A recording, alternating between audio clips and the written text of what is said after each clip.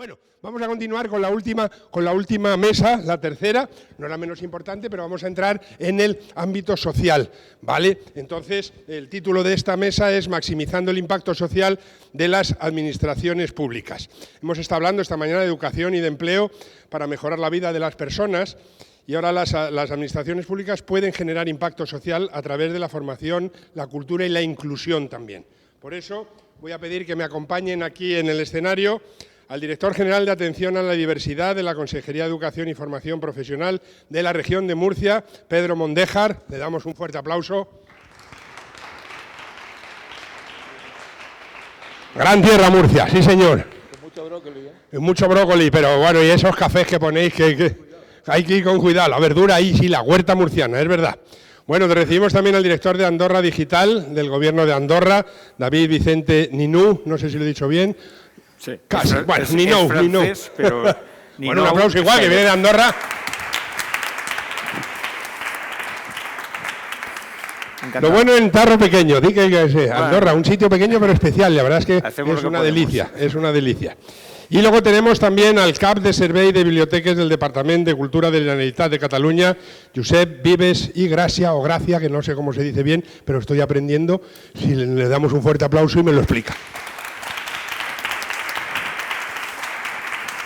¿Gracia o gracia? Gracia. Gracia, ¿ves? Yo que me dedico al humor, pues la gracia es mejor que la gracia. Sí, Bueno.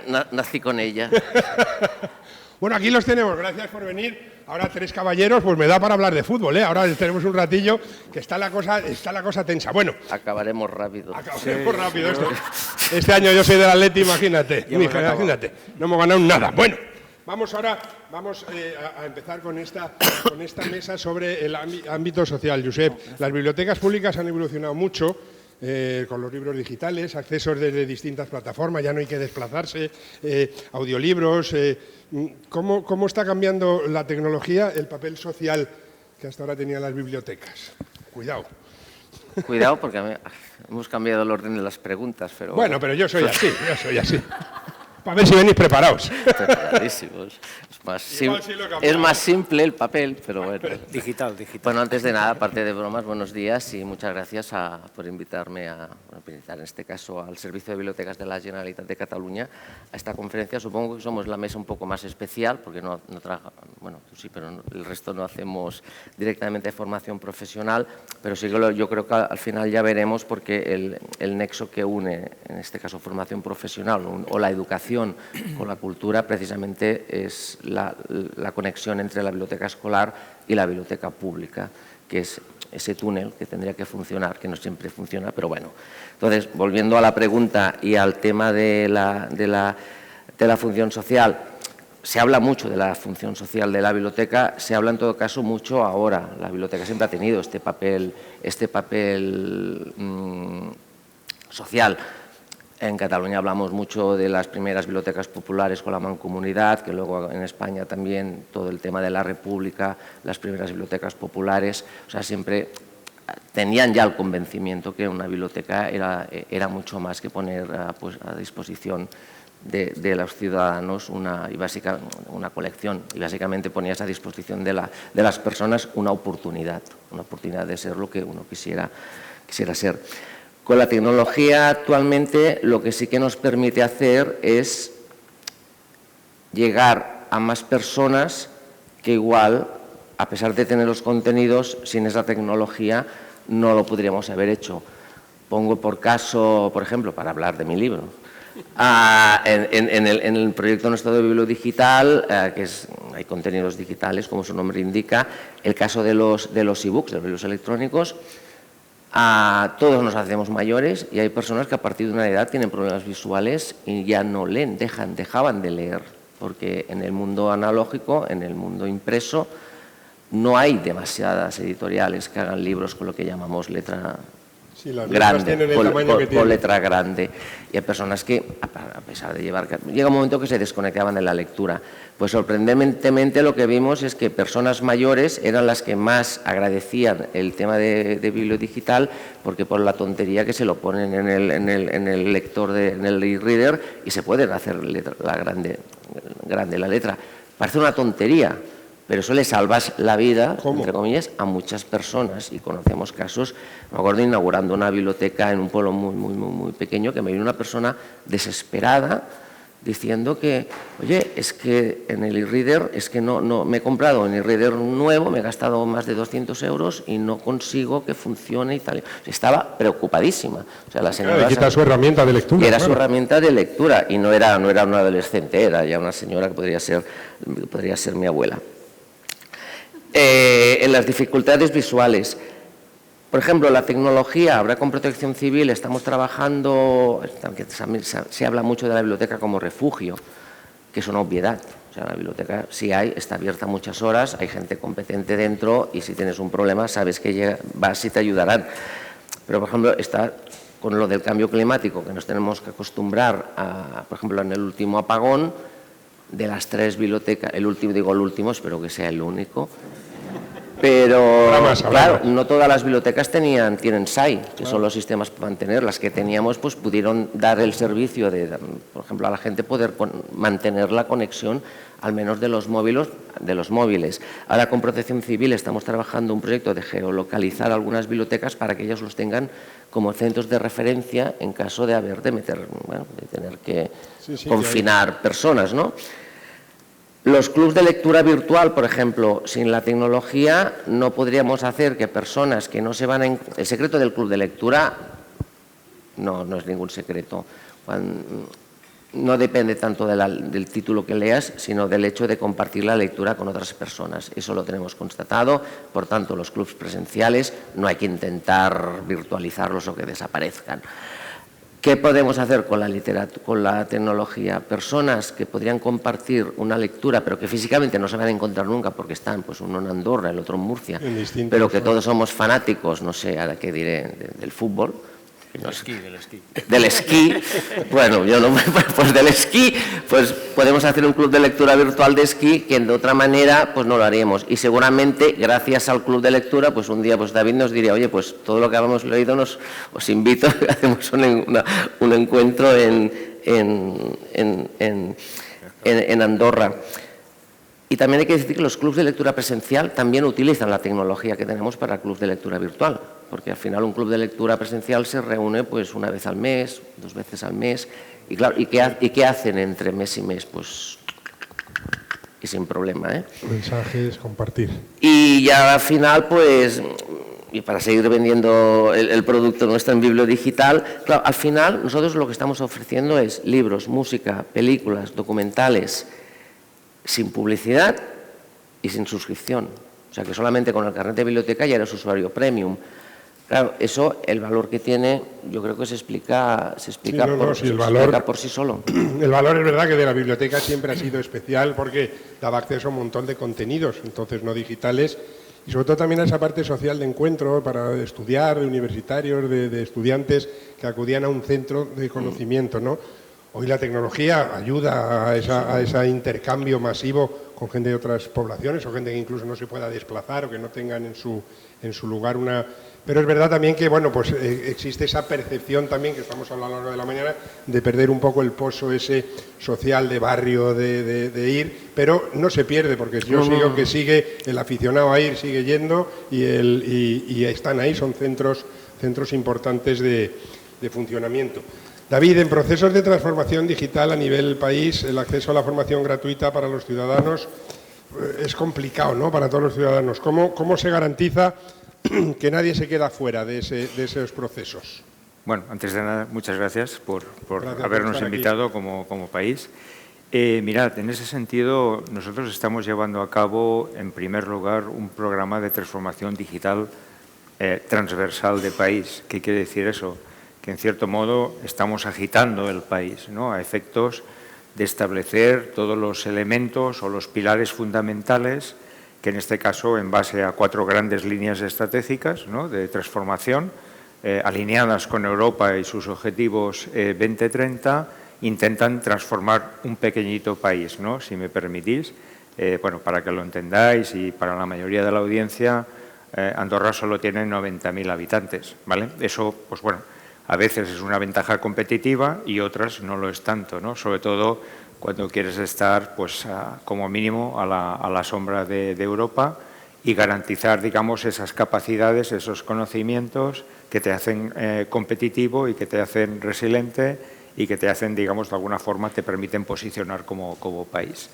Dicho esto, pues dentro de esas 4 líneas, pues estamos trabajando todo lo que tiene que ver con la administración pública, todo lo que tiene que ver con el ámbito privado, ¿vale? Los habilitadores tecnológicos, como no puede ser de otra forma, y último, pero no menos importante, y aquí es donde quería ir, básicamente todos los derechos y principios fundamentales de las personas y sus competencias para el uso del resto, ¿vale? Por tanto, a tal efecto hemos creado un centro de bienestar digital y de competencias digitales, ¿vale? Básicamente para garantizar que toda esa amalgama de servicios y del catálogo de servicios que estamos poniendo al alcance del ciudadano, porque es a quien queremos poner en el centro, tiene las capacidades mínimas para usarlo. No tiene sentido que pongamos a disposición de un país o de una ciudadanía una serie de servicios que de alguna forma no puedan ser consumidos, ¿no? O no puedan ser utilizados. Trabajamos muy activamente en minimizar la brecha digital, ¿vale? Sin duda. A tal efecto, y en este caso también pues con este centro, intentamos ser muy próximos en todos los sentidos, en todos los canales, incluso el presencial. ¿Para qué? Bueno, pues estamos haciendo charlas en todas las asociaciones de gente mayor. Estamos haciendo charlas de la mano también del Ministerio de Educación a todo lo que son las APDAs, de alguna forma también a los colectivos docentes, básicamente también a todas aquellas asociaciones deportivas que en cierto modo, de alguna manera y de acuerdo al 360 de las personas, en un momento dado puedan estar haciendo uso, ¿no? Por tanto, bottom line, ¿no? Mensaje, queremos ser absolutamente inclusivos, queremos que no únicamente uno de los ámbitos en los que estemos trabajando sea el que progrese, es decir, no podemos centrarnos en el público o en el privado o en la ciudadanía, hay que subir el nivel de los 3 ámbitos desde un punto de vista del funcionario público, de las capacidades de las empresas para ser competitivo y de alguna forma pues estar en el mercado, ¿no? E indiscutiblemente del ciudadano de a pie para que sepa todo lo que tiene, cómo lo puede utilizar y que mínimamente no se pierda. Y por tanto, la proximidad, la inclusión, en el sentido más amplio, para nosotros es clave. Volvemos un poco también a esa parte que hemos estado trabajando toda la mañana, un poco de comunicación entre la Administración y el ciudadano, porque es que es una pena, es verdad que muchas veces está a su disposición un montón de servicios y que o por pereza o por desinformación no puedan acceder cuando a lo mejor es tan fácil como sacarse un carné o preguntar o acudir a tu centro porque hay allí actividad cultural, ¿no? Bueno, Pedro, en Murcia trabajáis con iniciativas en atención a la diversidad, como por ejemplo con recursos específicos para el alumnado TEA. ¿Qué impacto estáis viendo y qué aprendizaje destacarías con estas iniciativas tan específicas? Bueno, primero, buenos días y muchísimas gracias por la invitación. David, yo sé, encantado de estar con vosotros. Pues para nosotros yo creo que para toda la sociedad es un reto la educación inclusiva, pero a la misma vez yo creo que es un arma, más que un arma, una herramienta muy poderosa para maximizar el impacto social de las administraciones públicas. Yo creo que no solo ya basta con llegar a esa equidad, a esa igualdad de oportunidades, sino sobre todo también de fortalecer esa cohesión social y, por supuesto, el desarrollo económico de la comunidad. Yo creo que la inclusión social y la inclusión educativa viene para todos. Una educación para todos, que es lo que es la educación inclusiva y además de calidad para todos, yo creo que crea ciudadanos con una autoestima muy alta, creo también ciudadanos que participen y ciudadanos que también contribuyan socialmente. Yo creo que es muy importante, pero la pregunta es si estamos preparados para esa palabra que está tan manida, esa palabra que la utilizamos todos, si somos capaces de llevarlo a la práctica, esa educación inclusiva. Yo creo que nosotros, como Administración de políticas educativas públicas, Bueno, pues tenemos primero la responsabilidad y luego tenemos que ejercer ese liderazgo para que esas políticas educativas sean totalmente inclusivas e implementar pues diferentes acciones de accesibilidad, de innovación, de formación, de acercarnos a la sociedad, de acercar a los padres a esa comunidad educativa y, por supuesto, y creo que lo más importante, de cambiar la organización de los centros educativos. Estamos trabajando con centros educativos que están organizados para un paradigma diferente. Entonces, yo creo que la clave de la educación inclusiva, que al final repercute en la sociedad, es cambiar la organización de los centros educativos hacia otro paradigma y creo que somos responsables de las administraciones de buscar esas soluciones. En Murcia, yo creo que lo estamos intentando y estamos consiguiendo bastantes cosas, como tú bien decías. Tenemos diferentes programas, el programa Incluyo de educación inclusiva que está llevando a la práctica, yo creo que por primera vez, ese concepto de educación inclusiva, pero haciéndolo real en los centros educativos, con diferentes fases, haciendo pensar a los centros educativos, bueno, después podríamos hablar. Y, por supuesto, el programa Plantea, que es un programa que simplemente da respuesta a lo que tenemos en nuestra sociedad. Hemos pasado de tener 2.000 alumnos TEA en la región de Murcia a tener casi 9.000. En muy poquitos años tenemos que dar una respuesta social. Son ya casi el 50% de los niños, de los alumnos con necesidades educativas especiales. Pues, bueno, la comunidad educativa, en este caso la Consejería de Educación y concretamente la Dirección General de Atención a la Diversidad, pues diseñó Plantea con este objetivo, que es simplemente un proyecto con 4 líneas. Primero, dar a conocer realmente que es un niño con autismo, porque no se sabe qué es y cualquier ciudadano reacciona ante cualquier niño un niño que suele ser disruptivo en muchas ocasiones sin saber lo que es. Por lo tanto, tenemos que formar a toda la sociedad de lo que es un niño TEA y tenemos que formar a todos los docentes para ayudarles, porque yo creo que es nuestra obligación ayudar a los docentes que se encuentran por primera vez con un alumno que no saben lo que hacer con él, no tienen por qué saber, pero no tienen la formación y tenemos que ayudar. Para eso estamos dando respuesta con diferentes recursos dentro del Plantea, por ejemplo, los centros de recursos para la educación inclusiva, los CREI, que lo que hacemos es un modelaje de aquellos docentes que necesitan nuestra ayuda a través de los servicios de orientación. Esos profesionales van dentro del aula y se quedan con el docente hasta que le enseñan a organizar la clase, la metodología y le enseñan cómo... y los comportamientos de los alumnos. Y cómo actuar con ese niño TEA para dar una respuesta no solo al niño, sino al resto de alumnos que están que no se generen ahí problemas. Efectivamente, para nosotros esa línea de respuesta educativa en la que tenemos muchísimas acciones es muy importante. También lo es la accesibilidad cognitiva. Ya tenemos de casi los 600 centros educativos que tenemos en la región de Murcia, casi 200 ya lo tenemos con una accesibilidad cognitiva en todos los centros. Creemos que es muy importante, pero tenemos que ir bajando, tenemos que ir una accesibilidad cognitiva al aula, donde no sean aulas masificadas de estímulos, sino aulas donde, que tengan lo esencial, porque al final ayuda a todo. Es como el diseño universal de aprendizaje. Aquello que ponemos en práctica tiene que ayudar a todos, incluidos aquellos que más lo necesitan por equidad. Bueno, pues con TEA estamos haciendo todo esto e incluso con OIRO estamos con un KISTEA, que es una especie de aplicación que hacemos para que tengan todos los docentes para un kit de primer auxilio. Cuando te llega un primer niño con TEA, ¿qué haces? Una primera reacción. ¿Cómo hago la entrevista con los padres? Pues siempre con el móvil, puedes mirar muy rápidamente qué puedo hacer, incluso descargarte materiales para pues esas primeras iniciativas que tú como docente, hasta que no llega el séptimo de caballería, que son los orientadores, los centros de recursos, pues para que puedas dar respuesta y que se normalice y que podamos ayudar, porque al final lo que necesitan los docentes, la clave es organizarlo todo para que podamos llegar a cada uno de los docentes que al final dan la respuesta a los alumnos. Vale, pues volvemos otra vez a las sinergias, un poco con Odilo también, de la creación de, fíjate, contenidos a lo mejor no esperados en su momento, porque era un poco más residual. Estamos en una sociedad, es verdad, que va todo tan deprisa, estamos hablando antes, la clase no se ve afectada por eso. Pues la verdad es que el reto no es fácil y además pone aquí que me dicen que el reto no es dar acceso, sino asegurar que este acceso genere impacto en colectivos diferentes. Es un poco lo que estamos diciendo, la integración. Pedro, muchas veces si hablamos de atención a la diversidad se queda también siempre en el discurso.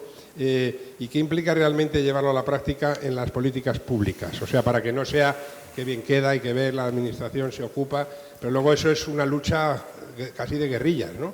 Sí, porque, yo creo que hoy aquí 40, 50 personas, yo creo que cada uno podría perfectamente diseñar cómo hacer una atención a la diversidad, cómo llegar, porque técnicamente buscar las soluciones es muy sencillo, técnicamente. Las compañeras de la Administración sabrán que técnicamente, por sentido común, todos sabemos cómo hacerlo. Ahora, aquí se junta la parte social, política, educativa y, por lo tanto, converger en una misma línea todo, eso es lo complicado. Por lo tanto, la clave es tenerlo todo muy bien organizado, intentar que todas esas líneas vayan hacia el mismo punto, que es esa atención a la diversidad, que es la mejor calidad de la educación para cada uno de los alumnos.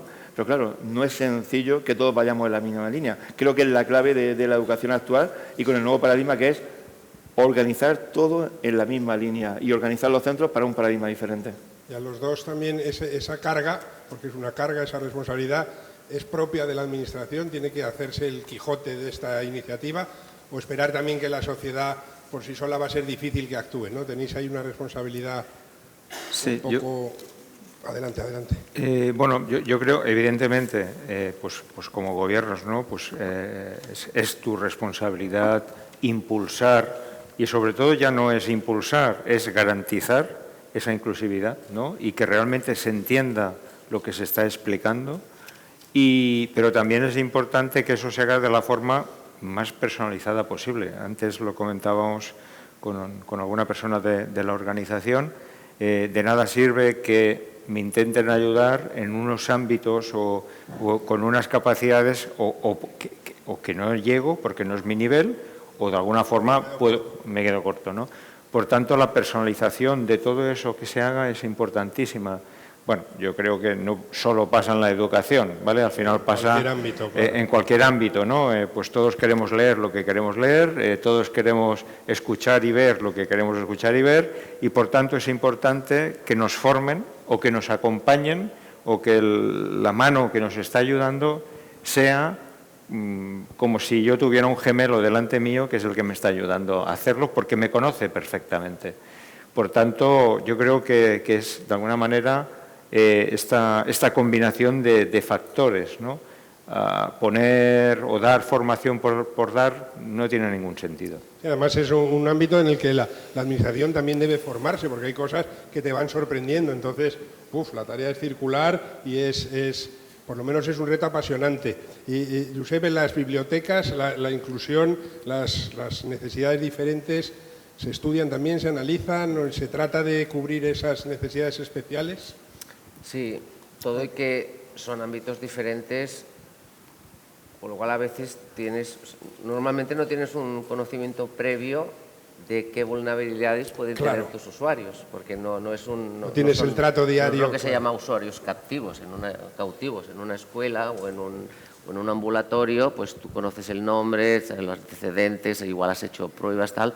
En la biblioteca puede entrar todo el mundo, con lo cual a veces sí que hacemos cursos, por ejemplo, para detectar, porque si de golpe y porrazo una persona se pone a chillar, no sabe si es que le ha salido mala, lo que sea, o que se ha torcido el tobillo, o que hay otro tipo de desorden del que sea. Por tanto, ya el hecho de tener las puertas abiertas te genera recibir a quien sea, claro. Porque es que al final vulnerables somos todos. Sí, cada uno con sus... La edad al final nos hace vulnerables. Todos tarde o temprano acabamos cogiendo el autobús, a todos nos va muy bien los autobuses de piso bajo, ya es muy cómodo, y cuando te nace el crío y vas en el cochecito te das cuenta de qué poco accesible es tu ciudad, ¿no? Tu entorno. Por tanto, en ese sentido, yo no creo que hay que asumir que todos tenemos nuestras cosas. Nuestras taras, ¿vale? está claro. Nuestras cositas. Sí, en ese sentido, sí que desde las bibliotecas, obviamente hace mucho tiempo que sobre todo se trabajaba más antes en la parte, porque es lo que más se hablaba, la parte arquitectónica, la primera barrera de acceso a una biblioteca pues era la arquitectura. Como cualquier edificio, hoy día no se inauguran bibliotecas que no sean accesibles desde el punto de vista arquitectónico. Tanto es así que mantenemos la palabra ya sé que todo es sinónimo, accesibilidad, integración, inclusión, pero como todo es sinónimo, como buenos bibliotecarios tenemos que hacer cajoncitos, porque si no podemos cosa en su estante, ¿no? Cada uno en su estante. Entonces, nosotros hablamos de planes de accesibilidad y cuando básicamente son barreras arquitectónicas, ¿vale? Que son temas, son cosas, barreras materiales. Eso lo tenemos muy por la mano. Obviamente ya la legislación no permite inaugurar bibliotecas no accesibles, pero ahora ya estamos en la segunda fase a través del Código de Accesibilidad que aprobó la Generalitat el año pasado, que ya entra más en esta personalización y que obliga a, por ejemplo, en las bibliotecas catalanas, pues que a partir de 30.000 habitantes tengas que tener lupas, tengas cacharros, ya no es solamente ten la puerta. Por ejemplo, ya veis, en Cataluña veréis que todas las bibliotecas tienen las puertas que se abren automáticamente. ¿Por qué? Pues porque es una obviedad. Si vas con muletas o vas con el cochecito, vas no con tienes el carro, fuerza para empujar. no tienes fuerza. O sea, yo he visto bibliotecas que, vaya, tenías que hacer unas fuerzas. Bueno, todo eso ya se está poniendo en orden. Y ahora ya es más microcirugía. Ahora pues todas están obligadas a tener lupas para personas que tienen problemas con dificultad o tener una programación, que esto es lo complicado, una programación que podamos llamar inclusiva. Que todo el mundo, porque no se trata de hacer programación específica para niños, tal, sí, para que todos, sino que, pues como el cuando fuimos a cenar en cualquier carta de restaurante te marca, lo he tenido que apuntar porque en castellano no había dicho nunca la palabra alergenos. Pues eso, que son esas cosas que te marcan, esto no es para los que no les gusta el huevo, pues al final la vida es así, nadie se siente discriminado cuando ves una carta, sino que lo agradeces, dices, mira, pues esto ya me ahorro tener que preguntar al camarero o a la camarera esto que lleva y que no lleva, ¿no? Pues al final la segunda parte, que es la de los contenidos, cómo hacer los contenidos accesibles, es la guerra, es la próxima guerra, pues porque hay que ponerse las pilas. En caso de los teatros también les pasa lo mismo. Habrá que obligar a poner pantallas que sean obligatorios. No, ya empieza a haber subtítulos. Los que vais a la ópera, ya hace muchos años que hay las pantallas. Sí. Que ves, bueno, pues cuando sea una obra que no sea una ópera también habrá que ponerlo. ¿Por qué? Porque si no, no está siendo... o sea, una cosa tan simple como subtitular un espectáculo te está dando acceso a personas que hasta ahora pues, no podían ir.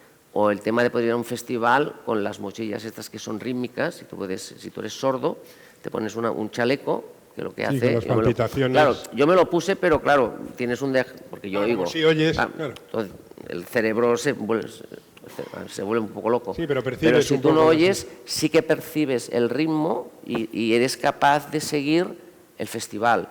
Claro, tampoco estamos hablando de grandes inversiones y en eso se está. Sí, es tratar de ir adaptando y ayudando. Porque y obviamente se va por aquí. Yo creo que el discurso tanto legal como social se ha ganado, porque además todo el mundo percibe pues, que cuando tú adaptas un autobús lo adaptas para todos, ¿vale? O sea, cuando adaptas los lavabos, a todos nos gusta tener lavabos más grandes, tú. O sea, también. Y el social también. El tema, como comentaba Pedro, ya llegar con microscopio a cada una de las personas, porque cada uno pues, tiene sus vulnerabilidades, pues no es fácil. Y cuando más te vas metiendo, más cajoncitos, al menos por nuestra experiencia, ves que, o sea, no todo es TDA, no todo es dislexia, no todo, sino que hay mucha casuística. Entonces, el primer problema que tenemos ahora nosotros es diagnosticar, que hay más, teniendo en cuenta que ni somos profesores, ni somos médicos, ni somos psicólogos. ¿Vale? Entonces aquí sí que necesitamos pues, un poco de apoyo. Entonces, hacemos cursos, hay ayudas para que las bibliotecas compren cosas para sean accesibles. O sea, en eso se ha asumido sin ningún... Sí, la sociedad va normalizando un poco todas esas cosas, pero cuesta porque, como tú dices, es que es infinito y es verdad que no. La no normalidad pues te hace complicado llegar a todos. Está bien que esté en el ánimo, ¿no? Yo creo que esa filosofía de la administración pública, decir, bueno, mi trabajo es tratar de cubrir y que esto sea igual, pero es verdad que hay que no engañarse, es complicado. Y tenemos dos mundos, tenemos el mundo analógico, que es el de las rampas, ascensores, tal, sí, claro, luego aparte pero el mundo digital tampoco es tan fácil hacerlo accesible para todo el mundo. Claro. Y ahí creo que todos estamos ahí, porque la fórmula mágica, o sea, pero no es fácil. No es fácil además en un contexto multilingüe. Además también. Además. Sí, son retos, la verdad es que son trabajos que exigen, que además parece no tener, como hablábamos a lo largo de esta jornada, es sostenido en el tiempo. O sea, que esto no es que tengas una meta, ya llego y cubro, sino que va hacia adelante con... Fíjate, hablabas de los alérgenos.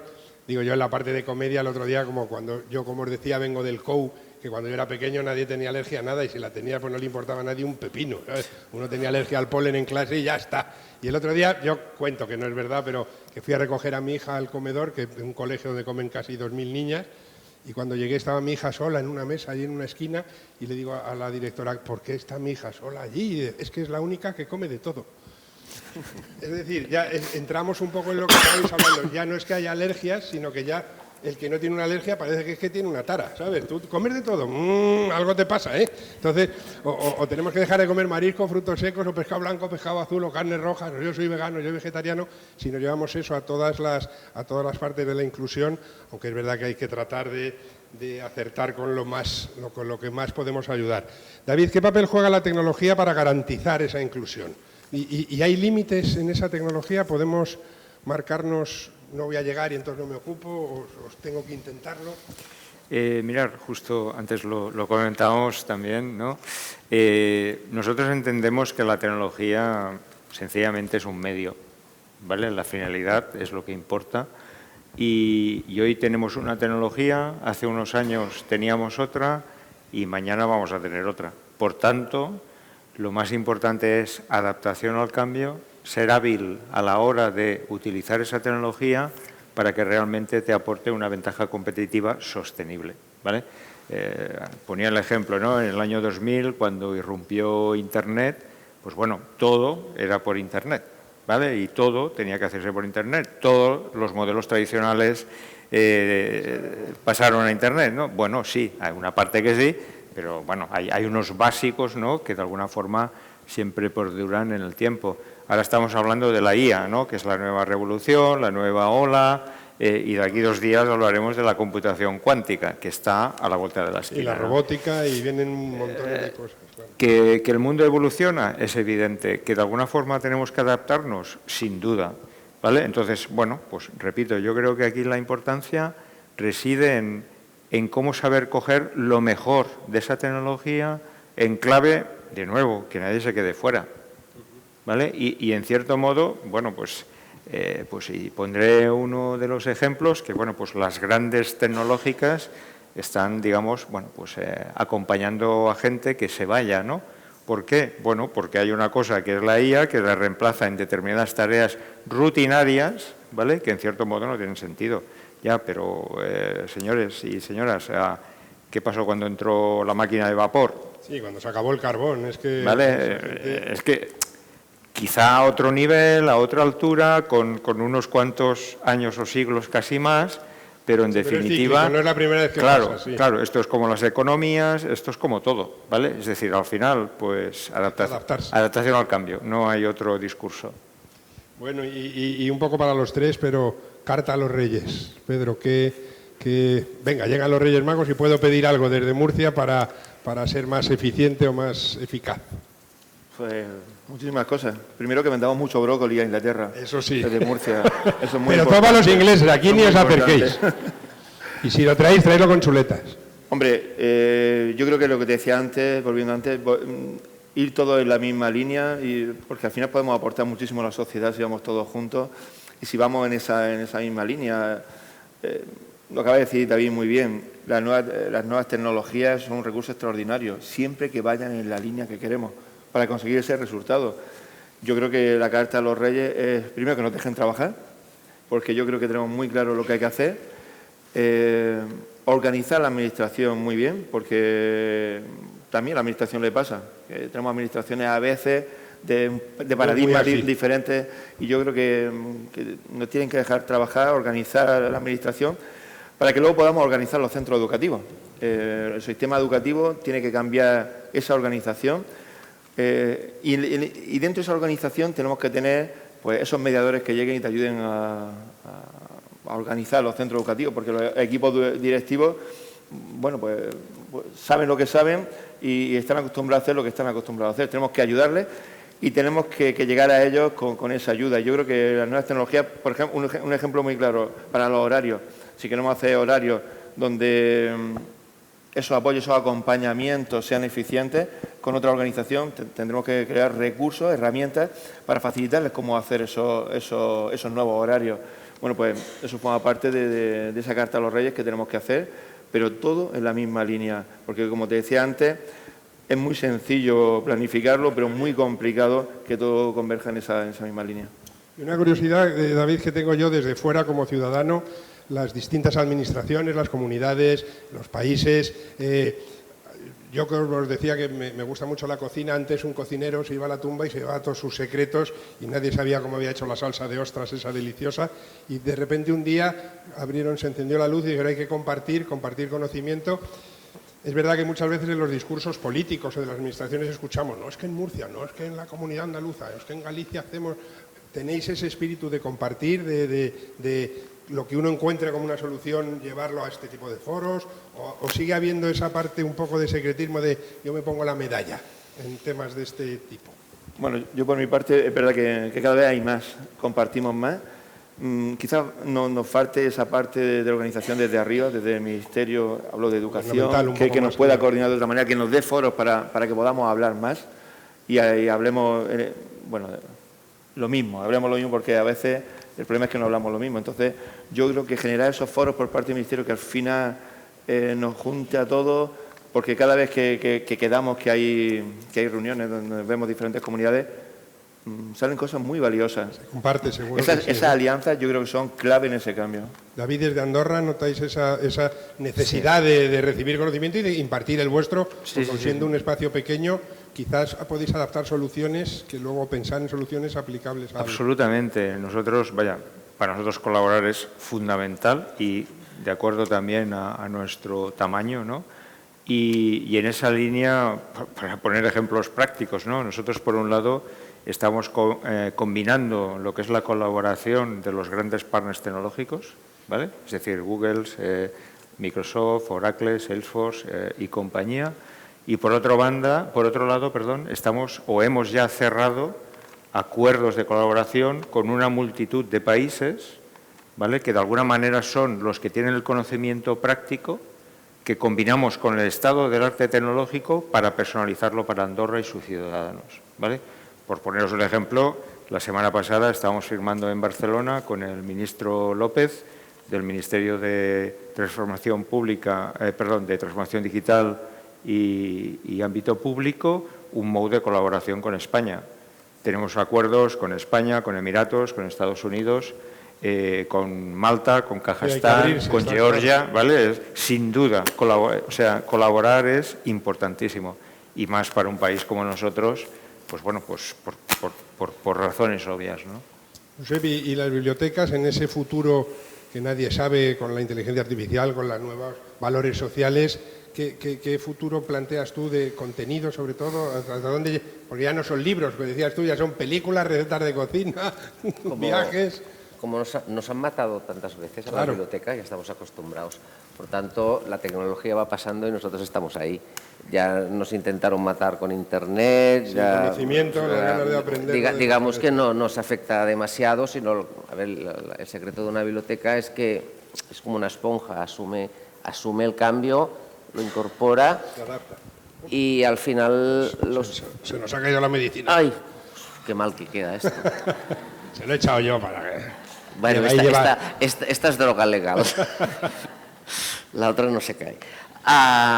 No, lo que decía es que nosotros, no diré que siempre estamos, porque quedaría muy pedante, no es que estemos en el futuro, pero siempre estamos con el sector bibliotecario, siempre está adaptándose. De hecho, siempre decimos, todas las chuches tecnológicas que podemos comprar, las compramos. Cuando vais en una biblioteca, dejáis el libro en unos buzones que por dentro tienen unas cintas que flipas y tal, y no sé qué, o en las inteligentes que tú dejas el libro ahí automáticamente ya te ha cambiado, o tenemos máquinas de autopréstamo, que son de los únicos pocos sitios donde han funcionado, porque los supermercados no funcionan mucho, las cajas de auto...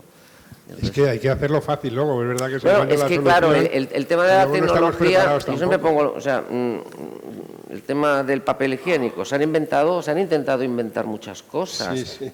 continúa siendo redondo. ¿Por qué? Sí, Porque sí. es lo más práctico.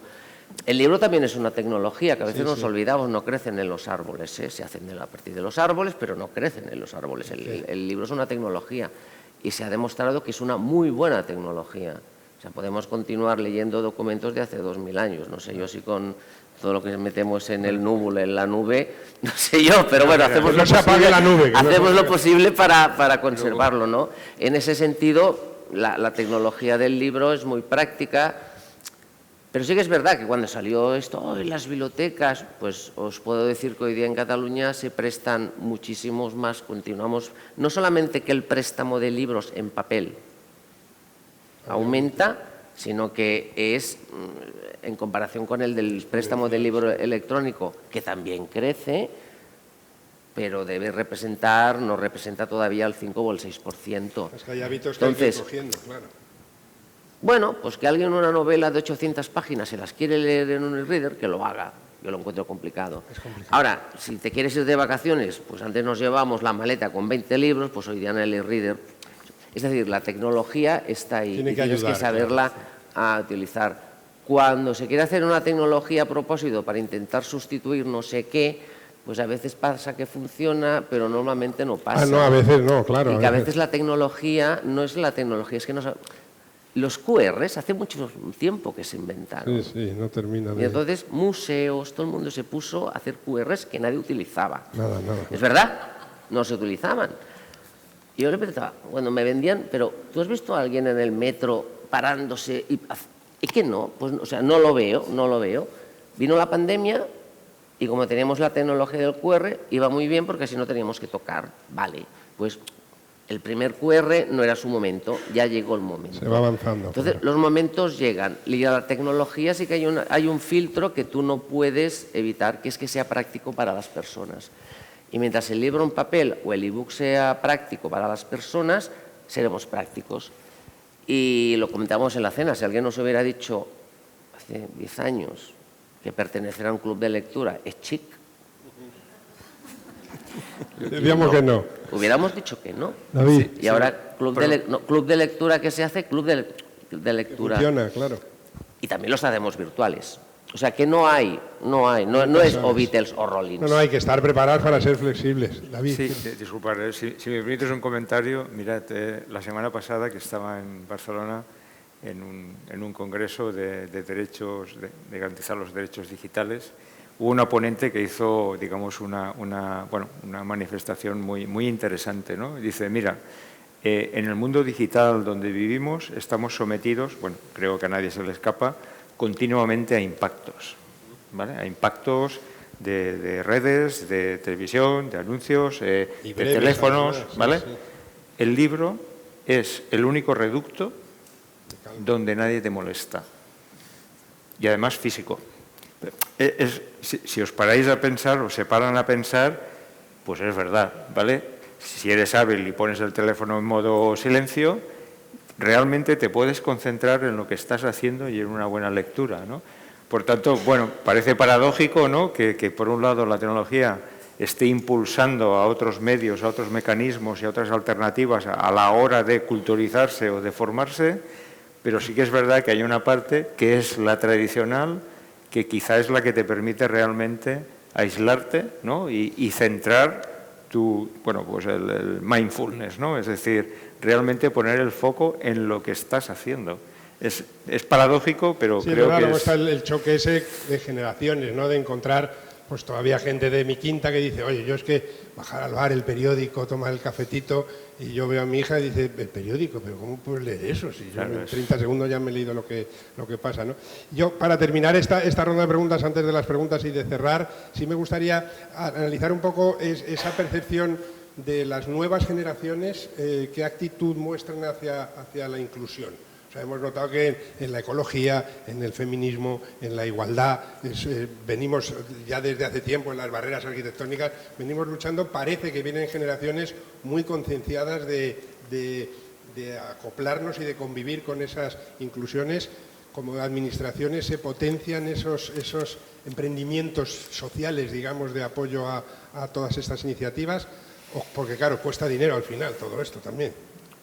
Hombre, yo creo que las nuevas generaciones vienen con un PAC diferente al que venían antes, con cosas buenas y con cosas malas. Yo creo que la parte de inclusión la están viviendo ese momento, ese cambio, pero es verdad que luego, por lo que estaba hablando David, vienen con otros PAC que no están buenos, más relacionados con la diversidad, que son, pues, entre comillas, nuevos trastornos, nuevas discapacidades, y es la falta de atención generalizada, no solo los TDAH, sino con una falta de atención que no vamos a poder recuperarla, porque hay tantos estímulos y eso es un problema importante. Lo que sí podemos darle recursos, y yo creo que la Administración tiene que ser consciente de eso, dar recursos a los centros educativos para formarlos, para enseñar a poder recuperar esa atención conscientemente, que sean capaces de recuperar la atención, porque la atención viene con el PAC, igual que viene la inclusión, igual que viene, es verdad, que es mucho más solidario, porque están acostumbrados a vivir, bueno, con trastornos de discapacidades, con gente que viene de otros países. Yo creo que eso se va a normalizar, pero tiene sus consecuencias también negativas, parte del PAC que viene, que es esa falta de atención, que yo creo que va a ser uno de los problemas más importantes que vamos a tener en los próximos años, y que tenemos que ser capaces de dar recursos para que conscientemente ellos sean capaces cuando ellos quieran, de recuperar la atención. Creo que eso es un reto muy importante para este siglo. Sí, hablabais antes desde pequeñitos en los colegios, empezar a variar también. Es verdad que desde la madurez y con hijos, aprender a decir, también igual la educación necesita un cambio en enseñanzas, porque a lo mejor estudiar griego o las capitales de Asia pues tienen menos importancia que hablar de las cosas y de los problemas que tenemos actualmente. Bueno, pues muchas gracias a los tres. Y antes de cerrar, que sí, le iba... Ya sé que estoy en un foro de educación, vienen con el PAC, pero el PAC se lo ha metido el sistema. No, pues, o sea, ellos no han decidido ni las metodologías. Lo digo porque se habla mucho de los adolescentes y siempre digo, ellos no lideran las grandes empresas tecnológicas, ellos no hacen los programas educativos, ellos no deciden nada, o sea, entonces son víctimas, son víctimas nuestras. No soy boomer, soy X, pero bueno, ya nos entendemos todos. Y lo que está claro que la falta de comprensión, la falta de atención solo se compensa porque se han dejado de tener comprensión lectora. Evidentemente. Y sin eso no se aprende nada. Ya sé que es mi negocio. Porque Bueno, pero es verdad como... Pero o volvemos de alguna manera a introducir el leer, porque si no los estamos engañando, es que no van a triunfar, no se puede estar en la vida sin comprensión lectora, porque no entiendes nada. Es que no vas a entender ni el programa de matemáticas, no entiendes el enunciado del problema de matemáticas. Si no entiendes el enunciado, ¿cómo vas a resolver el problema? Es complicado, Josep, porque es verdad que el mundo que tenemos, ya os digo yo como padre que tienes hijas que te miran como... Fíjate que somos lectores y hay que obligarlas, pero claro, el estímulo de una pantalla mágica. Pero que tú cada 10 coges segundos, chavales, niños y niñas de 10 años ahí está, y les tiras en el suelo libros de su edad. Sí, sí. Y no tienes que hacer nada. No tienes que hacer nada. Directamente solo hacer eso, van. Sí, claro. Ahí son los estímulos, en vez de darles un móvil con Pues 8 igual años, hay que reforzar más las horas de lectura. Está claro, la lectura y la memoria es importante. Solo para complementar lo que se ha dicho aquí, no me gustaría cerrar sin mencionar algo muy importante, y es el espíritu crítico, de discriminar realmente lo que es cierto y lo que no, porque asumen que lo que está publicado en una red social es cierto. Y bueno, nada más lejos de eso, ¿no? Cada vez más difícil eso, ¿eh? Entonces, bueno, pueden estar muy sensibilizados en esa inclusión y en todo lo que envuelve la inclusión, pero los primeros que tienen que aplicarse al cuento son ellos mismos, ¿no? A efectos de ese espíritu crítico y esos son pues, los centros de formación que tienen que contribuir a que eso pase y despertar de alguna forma ese gusanillo, ¿no? de la criticidad, porque claro, no te puedes creer todo. Capaz que la lucha contra las grandes corporaciones, con el sistema, es compleja. Pero bueno, no hay que rendirse, lo que hay que hacer es echar para adelante. Entonces, ¿tenéis alguna pregunta que queráis hacer? Pasamos a las conclusiones. Vale, Ainhoa, pues te toca. Gracias a los tres, ha sido un placer. Gracias.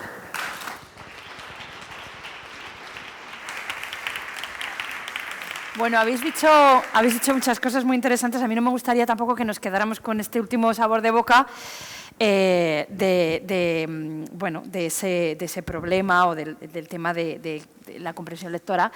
Me voy a remitir un poco al principio de la conversación donde hablabais cómo la tecnología realmente también nos ofrece esa grandísima oportunidad de fomentar esa accesibilidad. Josep decía también desde las bibliotecas nos permite también esa conectividad, esa conexión y esa sociabilidad. Y también, bueno, pues el acceso, ¿no?, con proyectos como Bibliodigital, ese acceso a contenidos premium, decía Josep, simplemente con el carnet de la biblioteca sin publicidad, de alta calidad. Y bueno, pues eso también es inclusión porque nos permite romper la brecha y democratizar de alguna manera el acceso al conocimiento, porque la biblioteca no deja de ser el garante del conocimiento. Y también yo creo que un poco en esa línea que decíais, que decía David, de fomentar el espíritu crítico, pues la biblioteca también tiene esa responsabilidad de garantizar el acceso al conocimiento, a un conocimiento curado, a un conocimiento de calidad y a un conocimiento bueno, pues de calidad.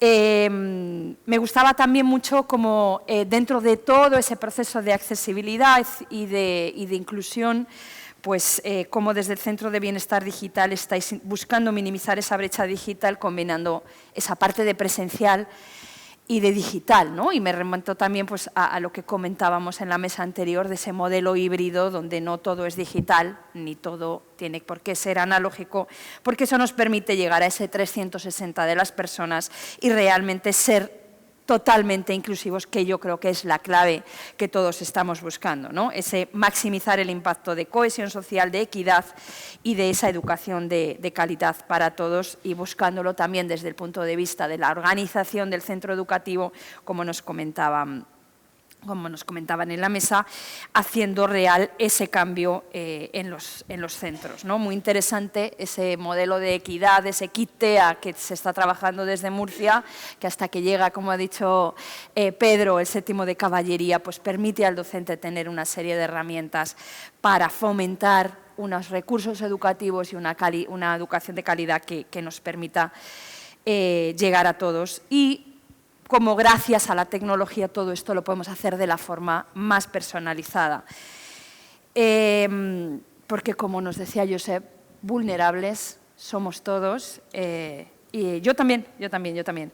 Y la tecnología al final se convierte en ese medio que nos permite adaptarnos al cambio de forma sostenible y hacia el futuro, ¿no? Entonces, bueno, pues vayamos de la mano todos juntos para favorecer ese cambio y para fomentar la base del conocimiento y del aprendizaje que sigue estando en las bibliotecas, que sigue estando en los contenidos, que sigue estando en el libro, sea digital o sea en papel, y que es la comprensión lectora, que es lo que realmente es la base de cualquier aprendizaje. Y bueno, pues yo con esto ya cierro las 3 mesas. Creo que bueno, pues han sido las 3 muy interesantes, cada una en su línea, pero comparten muchas líneas comunes. Y bueno, pues agradeceros a vosotros, agradeceros a todos el haber estado aquí. Ignacio, te dejo ya para que nos des las últimas instrucciones para la visita y demás. No. Ah, fenomenal. Y ya cerramos. Vale, ¿no? pues un fuerte aplauso. Perfecto. A los 3. Muchísimas gracias. Gracias.